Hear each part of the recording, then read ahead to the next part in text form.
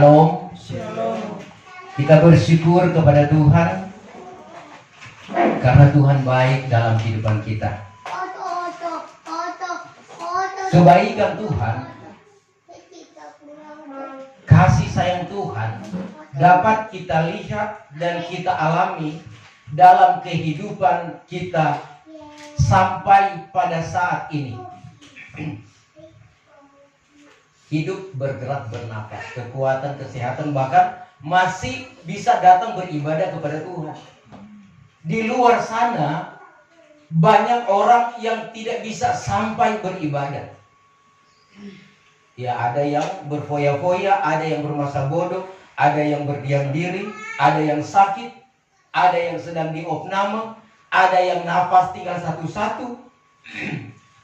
Tidak sempat datang kepada Tuhan. Dan kita bersyukur kita masih boleh datang kepada Tuhan. Nah, sebab itu saudara, kalau kita ada di dalam Ka'bah Tuhan, satu hal yang perlu kita taruh di dalam hati. Mari kita buka hati. Kita dengar firman Tuhan. Dan kita lakukan firman Tuhan. Sebab firman Tuhan katakan, firman itu Tuhan sendiri. 2 Timotius 3:16 dikatakan, tiap-tiap kitab yang diwahyukan oleh Tuhan atau firman Allah itu dari Tuhan berfaedah untuk bagi berfaedah. Mari kita baca satu ayat sebelum kita lanjut. 2 Timotius 3:16. Segala tulisan yang diilhamkan Allah memang bermanfaat untuk mengajar, untuk menyatakan kesalahan kalau kita salah, untuk memperbaiki kelakuan yang jahat, yang tidak baik, dan untuk mendidik orang dalam kebenaran. Mendidik kita dalam kebenaran. Itu fungsi firman Tuhan. Jadi sangat berfungsi, berguna dan bermanfaat. Segala tulisan-tulisan yang diilhamkan oleh Tuhan. Oleh sebab itu, kita datang beribadah untuk mendengarkan firman Tuhan. Ya, puji Tuhan. Baru pembukaan sepanjang, apalagi DPIC. Ya. Tetapi firman Tuhan itu sangat berguna. Jangan keraskan hati. Kita konsentrasi kepada Tuhan. Jangan menghayal. Kalau kita menghayal firman Tuhan itu pasti tidak akan sampai di hati, ya. Karena firman Tuhan itu masuk di mana? Ya. Dia bukan masuk saudara sekalian di mata, masuk di mulut. Tetapi kita dengar, ya. Kita dengar dan kita taruh dalam hati, masuk di indera indah. Sebab itu jangan tutup tali. Mari kita baca firman Tuhan. Ya, masih dalam kitab Wahyu, ya, karena ini akhir zaman. Tentunya kita diingatkan firman Tuhan bagaimana hal-hal yang akan terjadi dan sedang terjadi, dan tujuan kita untuk memiliki sorga yang kekal, yang baik. Wahyu pasal 11 ayat 1 dan ayat yang kedua. Saya baca di dalam terjemahan lama, nanti sebentar ada yang baca di dalam terjemahan baru. Ukuran baik Allah dan nasib negeri yang kudus. Maka diberikan kepadaku sejenis bulu pengukur yang seperti tongkat rupanya, dengan katanya, bangkitlah dan ukurlah bait Allah dan tempat korban dan segala orang yang sembahyang di dalamnya itu. Ayat 2. Dan biarkanlah halaman yang di luar bait Allah itu, jangan diukur dia, karena sudah diberikan kepada orang kafir, dan negeri yang kudus itu akan dipijaknya 42 bulan lamanya. Terjemahan baru. Kemudian diberikanlah kepadaku sebatang bulu seperti tongkat pengukur rupanya, dengan kata-kata yang berikut, bangunlah dan ukurlah bait suci Allah dan mezbah yang mereka yang beribadah di dalamnya. Ayat 2. Tetapi kecualikan pelataran bait suci yang di sebelah luar, janganlah engkau mengukurnya, karena ia telah diberikan kepada bangsa-bangsa lain, dan mereka akan menginjak-injak kota suci 42 bulan lamanya. Iya, terima kasih dan silakan duduk. Mari kita perhatikan firman Tuhan. Ya. Saudara, ini adalah wahyu daripada Yesus Kristus yang dipercayakan kepada rasul yang kekasih, yaitu Rasul Yohanes. Tatkala dia di Pulau Patmos, dibuang di sana karena memberitakan firman Tuhan.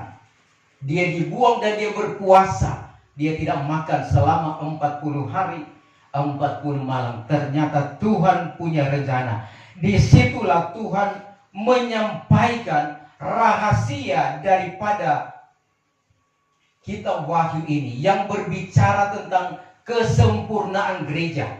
Pergumulan gereja sampai menjadi sempurna. Dan di situ dikatakan tentang negeri yang kudus, Yerusalem baru. Tempat kediaman orang-orang yang mengikuti Tuhan, mendengar firman Tuhan dengan setia sampai pada langkah yang terakhir. Mereka lah yang memiliki sorga yang kekal. Tentunya kita juga ingin sekali untuk ke sana. Karena di sana tidak ada tangisan dan air mata. Yang minggu yang lalu, ya Wahyu 21, dikatakan di sana tidak ada kesusahan, tidak ada penderitaan. Semua sudah melayang. Dan di situ ketenangan, kenyamanan, damai sejahtera dan selama-lamanya. Namun satu tempat yang lebih, yang berbanding terbalik dengan itu, yaitu neraka. Penuh dengan kegelisahan, penuh penderitaan. Ada api, ada belerang. Ya, manusia siksa selama-lamanya. Nah, ini saudara yang perlu kita perhatikan agar supaya motivasi kita beribadah kepada Tuhan, yaitu untuk sorga. Diberikan kepada Yohanes sebuah bulu pengukur untuk mengukur bait Allah, ya. Mesbah korban, ya, persembahan, kemudian orang yang beribadah di dalamnya. Jadi orang yang sembahyang, ya. Tetapi terkecuali yang di luar, yang di halaman itu, ya, itu jangan diukur karena sudah diberikan kepada orang kafir atau antikris selama 42 bulan lamanya. Itu nanti akan diuraikan. Nah, kita perhatikan saudara, berbicara tentang bait Allah, ya. Bait Allah adalah berbicara tentang tabernakel. Keluaran 25 ayat 8 sampai 9. Kemudian saudara sekalian, yang kedua, tabernakel secara rohani adalah pribadi orang-orang yang percaya, yang mendengar firman dan melakukan firman Tuhan. 1 Korintus 6 ayat yang ke-19. Kemudian saudara sekalian, tabernakel adalah berbicara tentang sidang jemaat. 1 Korintus 3 ayat yang ke-16. Tiadakah kamu tahu bahwa kamu rumah Allah dan roh Allah diam di dalam kamu? Inilah saudara sekalian tabernakel yang dimaksudkan, rumah Allah di mana Tuhan tinggal. Nah saudara, tatkala Tuhan memerintahkan manusia, ya, untuk membangun bangunan-bangunan menurut petunjuk-petunjuk Tuhan. Jadi bangunan dibangun menurut petunjuk Tuhan, mulai dari perjanjian lama sampai pada perjanjian baru. Yang pertama, Nuh. Nabi Nuh dipercayakan oleh Tuhan untuk bangun sebuah bahtera di atas gunung. Nuh melakukan sesuai dengan perintah Tuhan. Ukuran-ukurannya, kemudian tingkatan-tingkatan, Tuhan kasih petunjuk.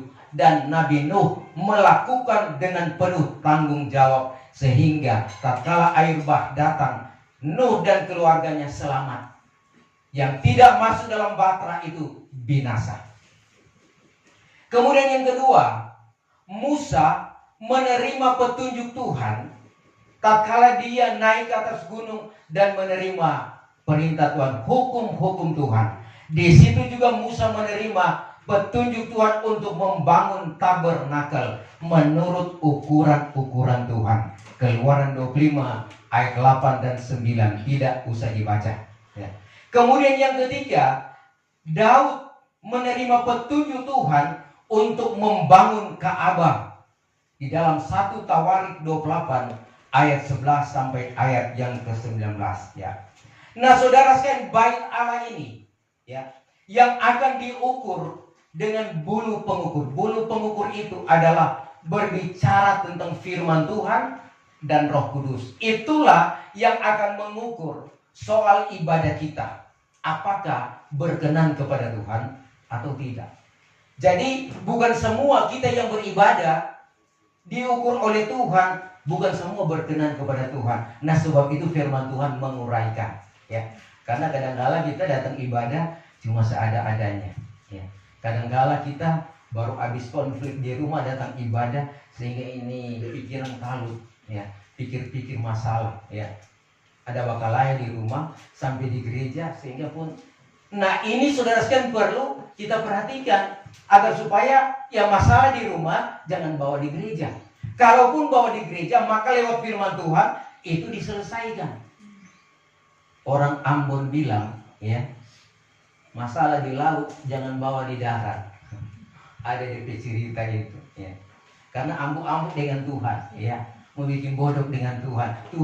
Mereka tidak tahu bahwa Tuhan berkuasa dimanapun, di mana-mana tempat. Jadi jangan kita membodohi Tuhan ya. Kita masuk pada penguraian yang pertama ya, bait Allah. Bait Allah yang dimaksud kita sekarang bukan lagi berbicara tentang tabernakel Musa atau tabernakel padang pasir. Karena semua itu sudah dirombak dan dirohanikan, yaitu berbicara tentang kehidupan saya dan saudara ya. Itu dikatakan dalam kitab Ibrani pasal 9 ayat 11 sampai ayat yang ke-14 ya. Ini kehidupan rohani yang diukur oleh Tuhan. Nah, gereja hujan awal mereka dibentuk dengan pengajaran rasul-rasul dan pengajaran nabi-nabi. Kisah pasal 2 ayat 37 dan ayat yang ke-38. Minta tolong dibaca. Kisah Rasul 2 ayat 37 dan 38. Ayat 37. Ketika mereka mendengar hal itu, hati mereka sangat terharu. Lalu mereka bertanya kepada Petrus dan rasul-rasul yang lain, "Apakah yang harus kami perbuat, saudara-saudara?" Jawab Petrus kepada mereka, "Bertobatlah dan hendaklah kamu masing-masing memberi dirimu dibaptis dalam nama Yesus Kristus untuk pengampunan dosamu, maka kamu akan menerima karunia Roh Kudus." Iya, saudara, tatkala umat-umat Tuhan mendengar firman Tuhan, pedihlah hati mereka. Kemudian berkata, "Apakah yang harus kami perbuat, saudara-saudara?" Mereka katakan kepada Petrus. Kemudian Petrus menjawab, "Hendaklah kamu bertobat." Jadi yang pertama bertobat. Bertobat, tinggalkan dosa, berbuat benar. Dan hendaklah kamu masing-masing memberi dirimu dibaptis dalam nama Tuhan Yesus Kristus. Jadi harus melakukan baptisan air dan baptisan roh. Dan kamu akan menerima karunia Roh Kudus. Ini standar gereja hujan awal yang disponsori oleh 12 rasul. Ketua rasul adalah Rasul Petrus. Mereka dibentuk dengan pengajaran rasul dan nabi-nabi ya. Sehingga mereka mempunyai standar Tuhan ya. Nah, kita memperhatikan saudara bahwa gereja atau bait Allah ini sama seperti tabernakel, dia punya halaman, punya kamar suci dan kamar maha suci. Namun saudara, bait Allah yang diukur hanya kamar suci dan kamar maha suci ya. Kalau di halaman itu ada mezbah korban bakaran atau berbicara tentang secara rohani pertobatan. Kemudian ada kolam pembasuhan, itu baptisan air, itu di halaman. Nah, itu tidak diukur ya. Yang diukur adalah yang ada di kamar suci dan kamar maha suci. Di kamar suci ada pelita emas yang menerangi ruang suci. Pelita emas adalah berbicara tentang firman Allah dan Roh Kudus yang menerangi umat yang sedang beribadah. Nah, kemudian saudara, di sana juga ada meja roti sajian, ya. Meja roti sajian berbicara tentang firman Allah dan perjamuan kudus. Mereka berhimpun, ada pemberitaan firman Tuhan, ada perjamuan kudus. Kemudian ya, di situ ada mesbah dupa atau pembakaran ukupan. Berbicara secara rohani adalah doa dan penyembahan. Inilah yang harus dilakukan oleh gereja Tuhan agar supaya ibadah berkenan kepada Tuhan. Kemudian ruang maha suci, ada tabut perjanjian atau peti perjanjian. Itu berbicara tentang kesempurnaan gereja Tuhan. Saya dan saudara menginginkan ya berada di kamar maha suci, tempat kediaman Allah. Itu kita suci, kita kudus dan bersama-sama dengan Tuhan ya. Yang kedua saudara, ya kalau tadi bait Allah, yang kedua mesbah dupa. Mesbah dupa atau pembakaran ukupan berbicara tentang doa dan penyembahan. Gereja Tuhan kadang-kala mengabaikan doa dan penyembahan. Mereka ya berdoa menyembah Tuhan, tetapi tidak nampak kehadiran Tuhan. Ya. Apa sebab saudara? Tidak melakukan sesuai dengan petunjuk-petunjuk Tuhan. Ya. Karena di dalam doa dan penyembahan yang benar, ya, itu muncul karunia lidah. Karunia lidah ini adalah berbicara tentang apa yang diilhamkan oleh Roh. Ini karunia lidah. Dalam 1 Korintus pasal 14 ayat yang kedua berbicara kita pribadi dengan Tuhan. Karunia lidah ini menembusi sorga sampai kepada Tuhan. Ya, 1 Korintus 14 ayat yang kedua, minta tolong dibaca. Kedua, siapa yang berkata-kata dengan bahasa roh, siapa yang berkata-kata dengan bahasa roh, tidak berkata-kata kepada manusia, tidak berkata-kata kepada manusia, tetapi kepada Allah. Tetapi kepada Allah. Sampai di sana. Ya. Kemudian saudara sekalian ya, ada nubuatan ya. Roh Kudus mengurapi seseorang yang punya karunia nubuatan sehingga dia berbicara menurut kehendak Tuhan. Ayat yang ketiga, 1 Korintus 14 ayat yang ketiga. Baca. Ketiga, tetapi siapa yang bernubuat, ia berkata-kata kepada manusia, ia membangun, menasehati dan menghibur. Iya. Yang bernubuat ya menasehati, membangun dan menghibur. Siapa yang berkata-kata dengan bahasa roh, ia membangun dirinya sendiri, tetapi siapa yang bernubuat, ia membangun jemaat. Iya, bernubuat membangun iman jemaat. Aku suka. Sampai di sana saja. Kemudian dalam doa dan penyembahan ada penglihatan atau melihat kemuliaan Tuhan. Inilah ibadah yang berkenan kepada Tuhan. Ya, ada karunia lidah, ada nubuatan, ada penglihatan. Ya. Nah, karunia-karunia ini Tuhan siapkan bagi gereja Tuhan, termasuk saya dan saudara. Sebab itu rebut segala karunia-karunia. Teristimewa bernubuat, ya. Ada penglihatan. Itu sangat penting dalam kehidupan kita. Dan masalah penglihatan saudara, itu pun Alkitab sudah mencatat bahwa tidak mustahil manusia bisa memandang Allah. Dan itu berlaku dari perjanjian lama sampai perjanjian baru sekarang. Luar biasa Tuhan, ya. Abraham dalam Kejadian pasal 18 ayat yang pertama dia melihat Tuhan. Kemudian Yakub dalam Kejadian 32 ayat 30 dia saudara sekalian bergumul dengan Tuhan. Nabi Musa dalam Keluaran 33 ayat 11 dia melihat kemuliaan Tuhan. Tuhan menampakkan diri. Di dalam Hakim-Hakim 6 ayat yang ke-12 Gideon melihat kemuliaan Tuhan. Apalagi saudara sekalian, Nabi Yesaya dalam Yesaya 6 ayat 1 dia melihat kemuliaan Tuhan. Nabi Yeskiel dalam Yeskiel 1 ayat 1 Tuhan menampakkan diri dengan kemuliaannya. Kemudian Rasul Paulus Dia memandang kemuliaan Tuhan, diajar oleh Tuhan.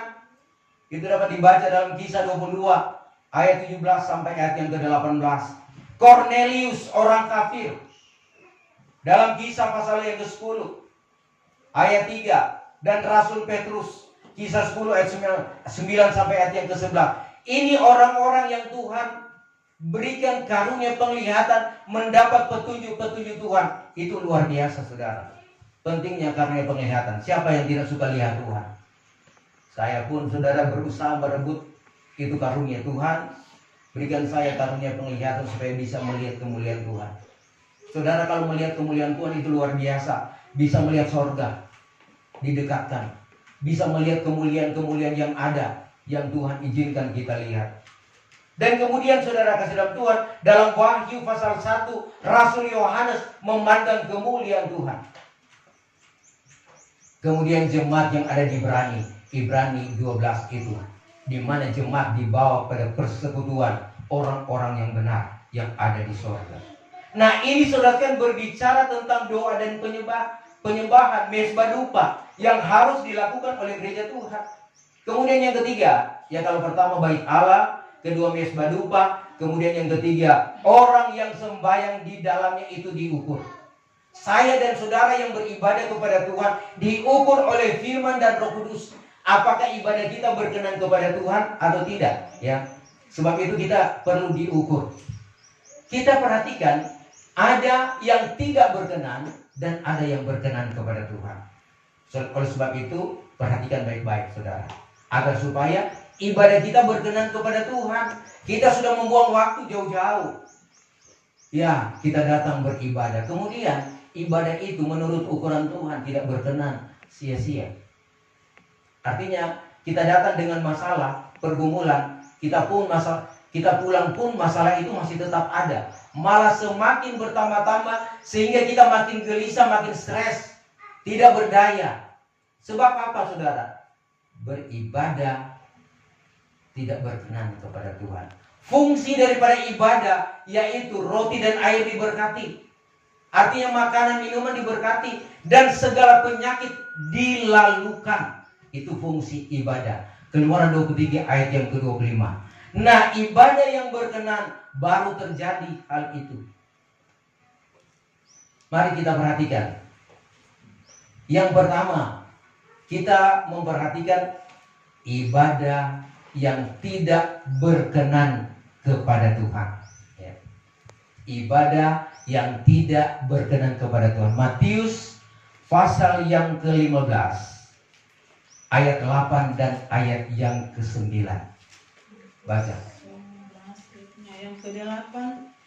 Bangsa ini memuliakan aku dengan bibirnya, padahal hatinya jauh daripadaku. 9. Percuma mereka beribadah kepadaku, sedangkan ajaran yang mereka ajarkan ialah perintah manusia. Iya. Tuhan menegur orang-orang yang ada di saat itu. Bangsa ini memuliakan aku dengan bibirnya, padahal hatinya jauh daripadaku. Jangan sampai kita jadi begitu, saudara. Berseru kepada Tuhan siang malam, nanti susah baru berseru, tapi DP hati jauh. Kenapa jauh? Tidak melakukan kehendak Tuhan. Percuma mereka beribadah kepadaku, sedangkan ajaran yang mereka ajarkan ialah perintah manusia. Jadi yang pertama, ibadah yang tidak berkenan kepada Tuhan, perintah manusia. Ya, manis di bibir, ya jauh di mata. Ya, artinya bibir memuliakan Tuhan, hati tidak melakukan. Artinya tidak percaya sungguh kepada Tuhan. Tuhan katakan itu dusta. Kemudian saudara, yang berikut, hati jauh daripada Tuhan, buatan sendiri. Kemudian saudara sekalian, orang yang menolak kuasa ibadah, ya, menolak kuasa ibadah. Mari kita baca dalam Kolose pasal 2 ayat 23. Ya.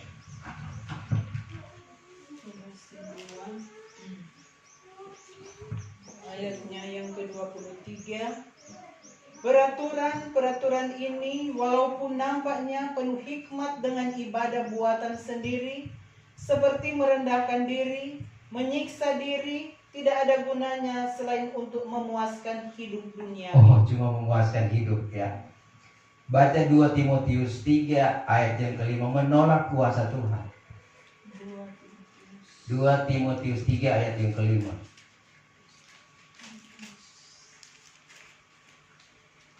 Ayatnya yang kelima.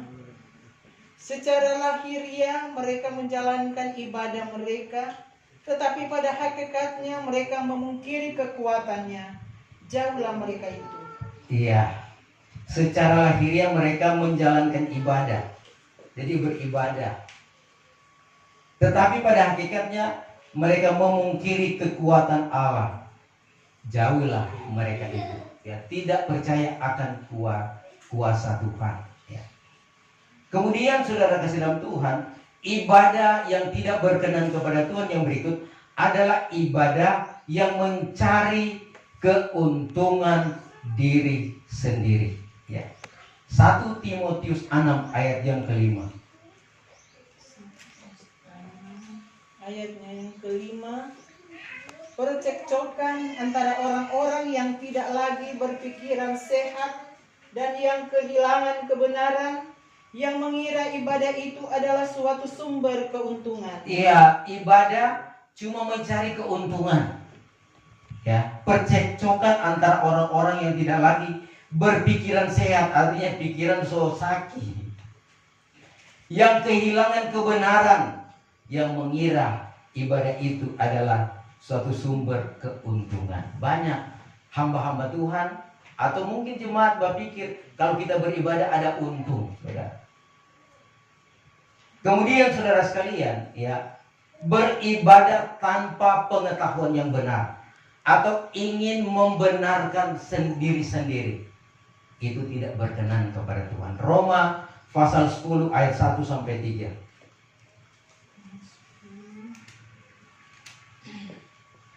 Saudara-saudara, keinginan hatiku dan doaku kepada Tuhan ialah supaya mereka diselamatkan. Sebab aku dapat memberi kesaksian tentang mereka bahwa mereka sungguh-sungguh giat untuk Allah, tetapi tanpa pengertian yang benar. Ya. Sebab oleh karena mereka tidak mengenal kebenaran Allah, dan oleh karena mereka berusaha untuk mendirikan kebenaran mereka sendiri, maka mereka tidak takluk kepada kebenaran. Ya, ini satu hal ibadah yang tidak berkenan kepada Tuhan.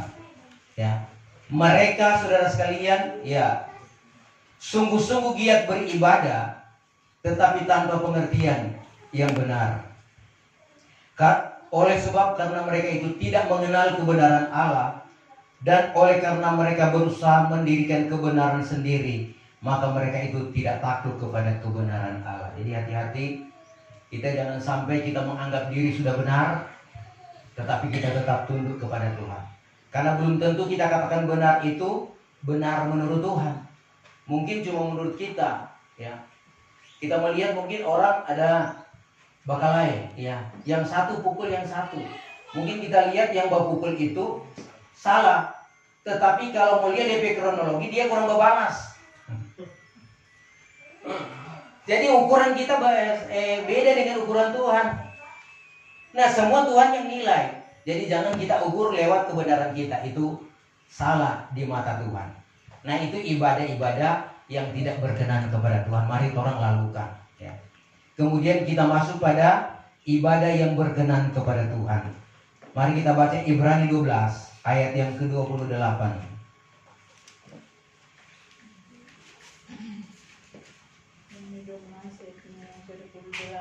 Iya. Jadi karena kita menerima kerajaan yang tidak tergoncangkan, marilah kita mengucap syukur dan beribadah kepada Allah menurut cara yang berkenan kepadanya dengan hormat dan takut. Iya, saudara, ibadah yang berkenan kepada Tuhan adalah ibadah yang dipenuhi dengan ucapan syukur, ya.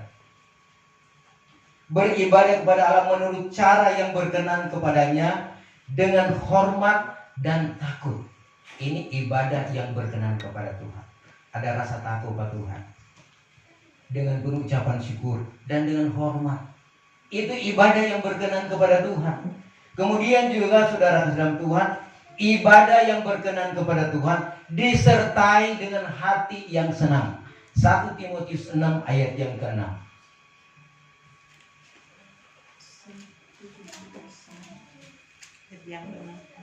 Ayat yang ke-6. 1 Timotius 6 ayat 6. Pertengkaran. Ayat 6. Adapun ibadat itu sungguhlah besar labanya jikalau disertai dengan hati yang senang. Iya, ibadah itu sungguh besar keuntungannya, labanya, jikalau disertai dengan hati yang senang. Saudara, apa kata orang beribadah? Kadang-kala orang hati tidak senang. Ya, saya sudah sentil tadi. Kadang-kala masalah-masalah di luar itu mempengaruhi kita tidak tenang, tidak senang beribadah. Tetapi saudara sekalian, dalam ketidakberdayaan ini, dalam penuh kekurangan kita, kelemahan kita, kalau kita dengar firman, firman itu lebih berkuasa. Dia menguasai hati kita, pikiran kita, sehingga firman itu membentuk kita. Sehingga kalau kita konsentrasi kepada Tuhan, seberat apapun pergumulan yang kita alami, Tuhan akan berikan ketenangan. Asal konsentrasi. Sebab kalau kita ibadah, kemudian pikiran ini cuma pikir-pikir yang di rumah, cuma pikir-pikir masalah-masalah keluarga, saudara, kita tidak akan melihat kemuliaan Tuhan dan kita tidak merasakan jamahan Tuhan. Jadi ibadah itu harus disertai dengan hati yang senang. Kemudian saudara sekalian, ibadah yang berkenan kepada Tuhan adalah ibadah yang disertai dengan kekudusan. Baca Rom pasal 12 ayat 1 dan ayat yang kedua. Pertama, karena itu saudara-saudara, demi kemurahan Allah aku menasihatkan kamu supaya kamu mempersembahkan tubuhmu sebagai persembahan yang hidup, yang kudus dan yang berkenan kepada Allah. Itu adalah ibadahmu yang sejati. Ya, sampai di sana. Ibadah yang sejati, ya. Kita mempersembahkan kehidupan kita kepada Tuhan sebagai persembahan yang kudus. Kudus artinya dikuduskan oleh firman. Kenapa kita dikuduskan firman? Karena kita dengar firman dan firman itu kita taruh di dalam hati dan kita melakukan itu, dikatakan kudus. Tapi kalau kita tidak punya firman, kita tidak kudus. Kita kekurangan firman, kita tidak kudus. Nah, inilah maunya Tuhan, agar supaya mari kita membedakan mana ibadah yang tidak berkenan dan mana ibadah yang berkenan. Itulah yang diukur oleh Tuhan. Ya, jangan kita pikir ya yang penting kita masuk gereja. Yang penting Bapak Gembala dan Ibu Gembala solia. Kita ibadah. Cukup. Bukan sampai di situ, saudara. Ibadah itu bukan nanti dilihat manusia, tetapi dilihat Tuhan, kesungguh-sungguhan kita. Jadi dari awal, saudara, Tuhan sudah lihat. Doa pembukaan Anda sudah di dalam. Tuhan melihat. Nah, di situ pun Tuhan melihat, meskipun sudah dalam ruangan, tetapi Tuhan masih melihat hati. Ya, kadang-kala sudah di dalam ruangan, tetapi di hati masih pikir-pikir yang di luar. Itu Tuhan lihat, Tuhan ukur. Saudara, ini maksud firman Tuhan agar supaya kita perbaiki yang salah, ya. Supaya ibadah itu berkenan kepada Tuhan. Untuk apa kita ibadah kalau tidak berkenan kepada Tuhan? Ya. Jadi usahakan ibadah berkenan kepada Tuhan. Kemudian saudara sekalian, di halaman sudah diserahkan kepada antikris. Berbicara saudara sekalian tentang pertobatan sampai pada baptisan air. Itu kalau di tabernakel di halaman. Itu memasuki kesempurnaan gereja.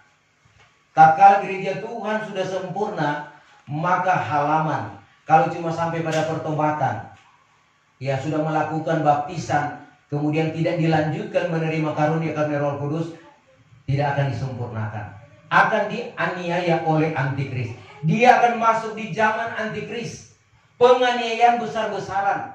Namun firman Tuhan katakan, jika mereka bisa bertahan dalam penganiayaan, artinya dianiaya tetap percaya Tuhan. Nah, penganiayaan selama zaman antikris itu penganiayaan tubuh, jiwa dan roh, siksa tubuh, jiwa dan roh. Kemudian kematian diangkat. Jadi meskipun kita sudah dihancurkan menurut petunjuk Tuhan, penglihatan, meskipun manusia dibakar, sudah dipancung, dia akan tersambung kembali dan hidup. Dia ditindis dengan stombal, rata dengan tanah, tetapi habis itu jadi lagi. Tetapi siksanya itu kita rasakan. Kita merasakan siksa. Bahkan dibuang dimasak dalam kuali, direbus dalam air, dibuang ke gua yang beracun, dibuang di laut, saudara. Dia tetap hidup, tidak mati. Tetapi yang dirasakan itu siksa yang luar biasa. Apakah kita bisa bertahan? Sedangkan saja kita semut baru gigi sadiki bataria. Aduh mama. Ya. Tikus baru gigi sadiki bataria. Apalagi orang mengalami penganiayaan itu. Sebab itu saudara, mari kita sadar di hari-hari ini. Karena saudara, Tuhan memberikan firman memang sangat keras, sangat jelas, tepat. Kalau kita taruh dalam hati, kita lakukan, surga menjadi bagian kita. Tetapi kalau kita sayang diri, ya, saudara, kita tidak akan melihat bagaimana pertolongan Tuhan. Kita tidak akan sampai ke surga. Sebab itu berusahalah melakukan kehendak Tuhan. Berusahalah hidup berkenan kepada Tuhan. Lewat cara kita, perbuatan kita. Robah cara-cara yang tidak berkenan. Kita robah menurut kehendak Tuhan. Berjalanlah seturut dengan firman Tuhan. Rasul Paulus katakan, berjalanlah kamu dengan pimpinan Roh Kudus, sehingga tabiat duniawi kamu tidak akan genapi. Kamu berjalan terus, melangkah terus, sampai menghadap Allah di Sion. Kita menjadi sempurna, jadi pengantin Tuhan. Sebab itu terima anugerah-anugerah Roh Kudus. Kalau baru di halaman, baru di baptisan air, lanjutkan, terima karunia-karunia, sehingga menjadi sempurna. Kita diselamatkan oleh Tuhan. Puji Tuhan, ini kebenaran firman Tuhan bagi kita. Mari kita mempersiapkan diri. Kita akan menyembah Tuhan di dalam roh dan kebenaran.